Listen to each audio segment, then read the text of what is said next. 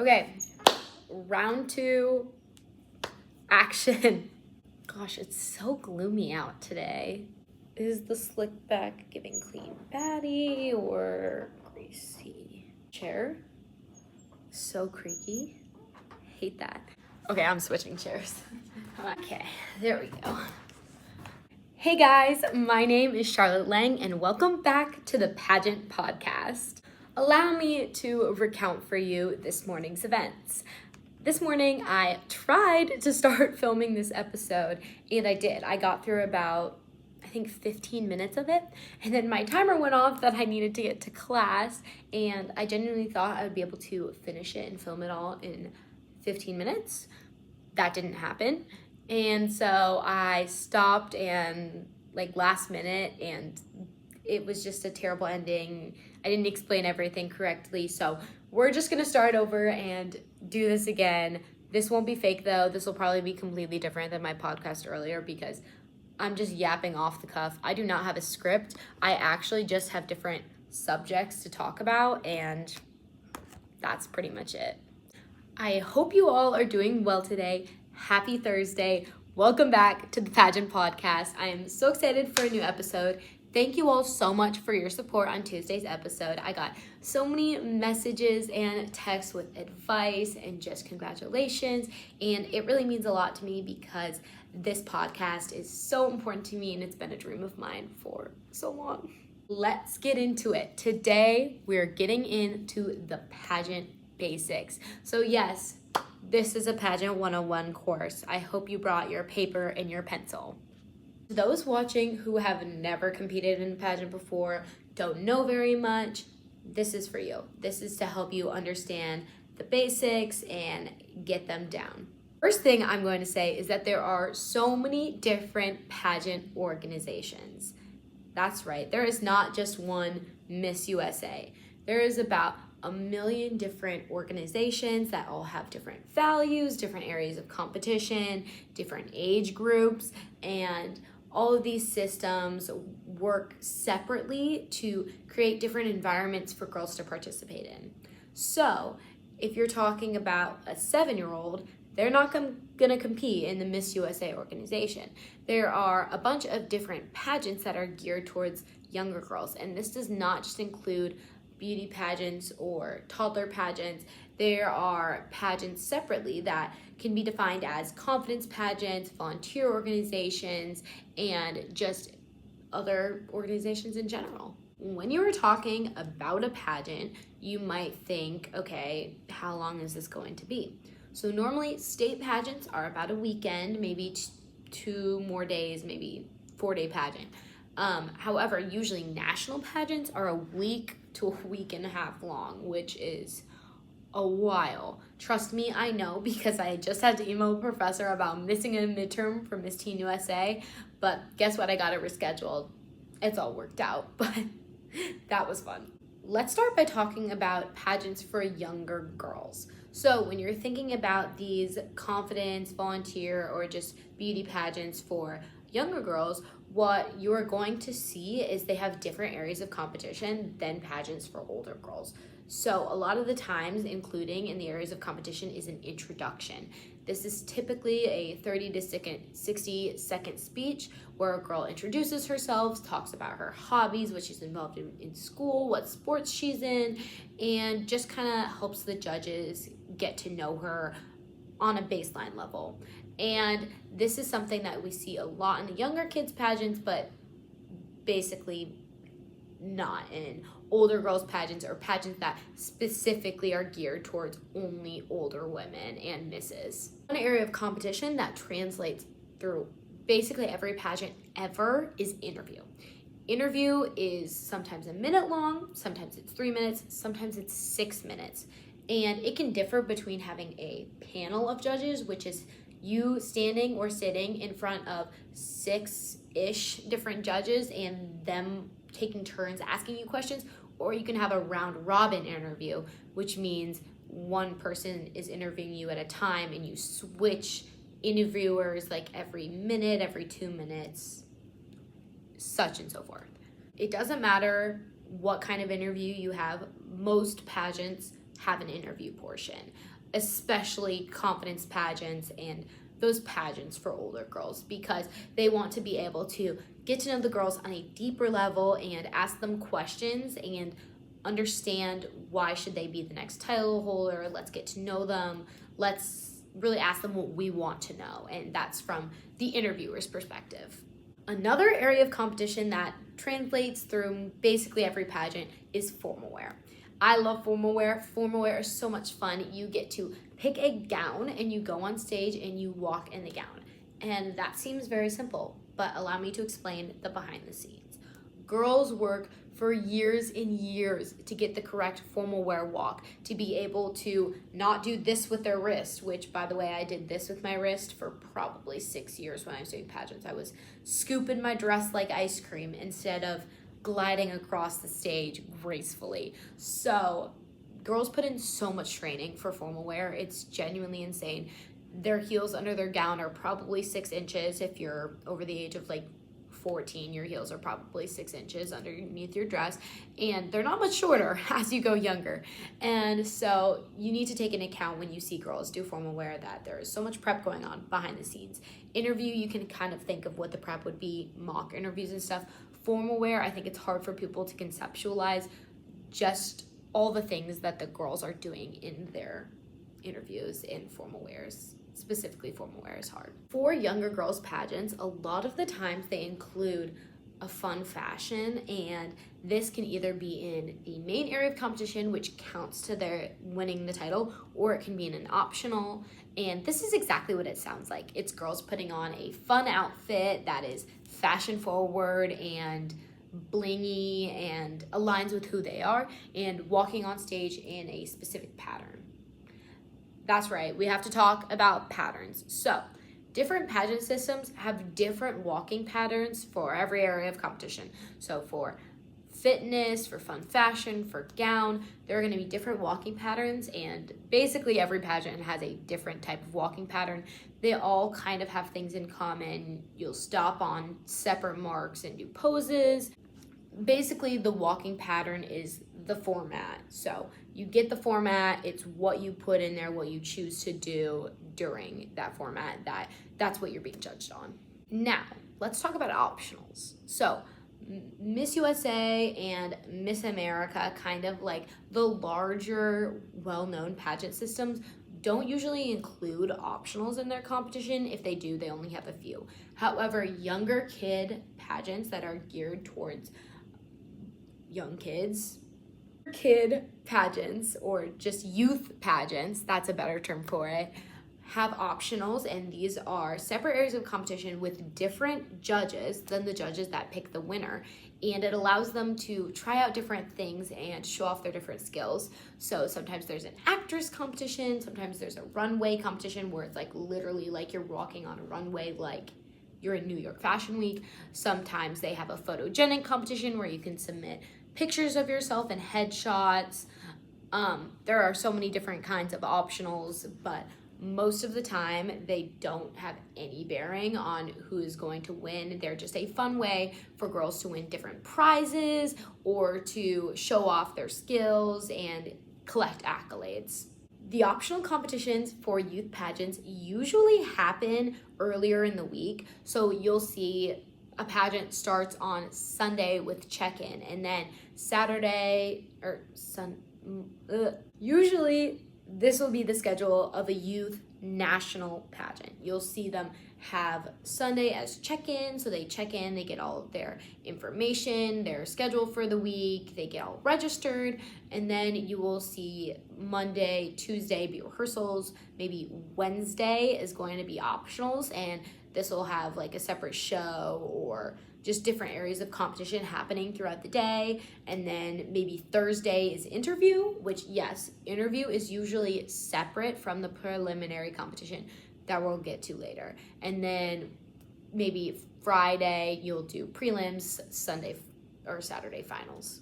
So now it's time to talk about preliminary competition. So usually you'll have interview be separate from prelims just because it's a private competition. You can't see what goes on in the interview room, and it's not on stage. So you'll usually have interview be a separate day or at least a separate time from the preliminary competition, and then prelims happens a separate day or a separate time. And basically what you're going to see during prelims is you're going to see girls compete in their gown for sure, their introduction if they're in a youth pageant, or fun fashion if they're in a youth pageant, or if they're in an older pageant, a lot of the times we have fitness or swimsuit if you're a miss. So personally, I'm a teen, so I compete in fitness. Most pageants don't have teens do swimsuit for their required competition. Sometimes it's an optional, but you'll see a lot of teens be doing fitness, which is wearing just like an athletic set. Sometimes it's a sports bra, sports tank top with leggings or shorts or a skirt, something of that nature. Once you get through these areas of competition, you're gonna have formal wear, and then add on any of those other things based on the pageant system's values, what they're looking for, what their goal is for the contestants. You'll see them add on some of those areas of competition I just talked about. Now, after that, the pageant will be over, because that is prelims. Prelims is the preliminary competition before they score and have girls move on to the semifinals and finals. You might see for prelims that they have an introduction, which would be girls standing up at the front and just saying the state or city they're from, just introducing themselves to the camera. They also might have an opening number dance, which is super fun. I love the opening number dances. I find that I remember opening number dances for years. There are dances I did at NAMM Nationals that I think they're still locked away deep in my brain. And you get those songs stuck in your head so much during rehearsals, like it's not even funny. Anyways, that is preliminary competition. So you have opening number dance or introductions or both. Then you have fitness, fun fashion, introduction, maybe any of those three, and then you have formal wear usually to close it off. Sometimes after the prelim show, they do optional awards. However, usually they'll let the judges leave so that they're impartial. Last thing we have to talk about today, final competition. Here's the layout. I'm just gonna go through like this because I feel like it's easier to think about. If I get more technologically advanced in the future, maybe I can create drawings on the screen to allow myself to explain things better. However, I am not technologically advanced. Surprisingly, I am very active on social medias. However, when it comes to like technology and editing videos and stuff, no knowledge. So let us continue. You have opening number, introductions, etc. Then you're gonna have the announcement of the semifinalists. These are the girls that are moving on to the next round of competition. So some people will be cut here and will not have an opportunity to compete in the next area of competition, and their scores will be taken from their introduction, interview, etc. Everything for prelims. That is how they will pick their semifinalists. After they pick their semifinalists will recompete in different areas of competition. This is what usually happens. You'll usually see girls recompete in fitness or maybe also gowns sometimes, but usually it's just like fitness or fun fashion, maybe introduction. After this, you'll usually see them make another cut. Sometimes they won't, and they'll have gown be done before the second cut, but a lot of the times they'll cut, and then they will have girls recompete in gown. When you're cutting down, it's usually from top 20, top 15 to top 10 or something like that, maybe to top 8. Really depends on the numbers and the values of the competition.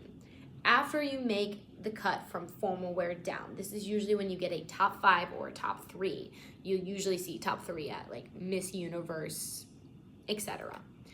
And so once you get down to that top 5 or top 3, you're gonna have on-stage question, which is an area of competition we have yet to discuss. So let's get into it. On-stage question is literally the combination of all of the areas of competition together. So they're going to ask you a question on stage. Sometimes every contestant gets the same question.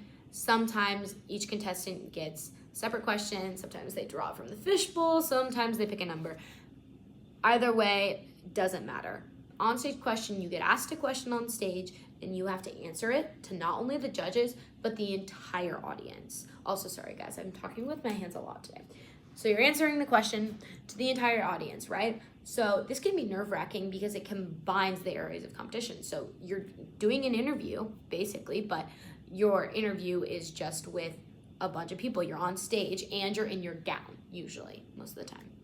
And so you're combining those areas of competition together, and you have to form an answer that not only responds to the question, but this is your last thing you are going to say or do or compete in that could help you win the crown. So this is your last chance. You need to convince the judges you want me, like I'm your answer. After on-stage question, usually we will go into the awards. This is something I really want to explain.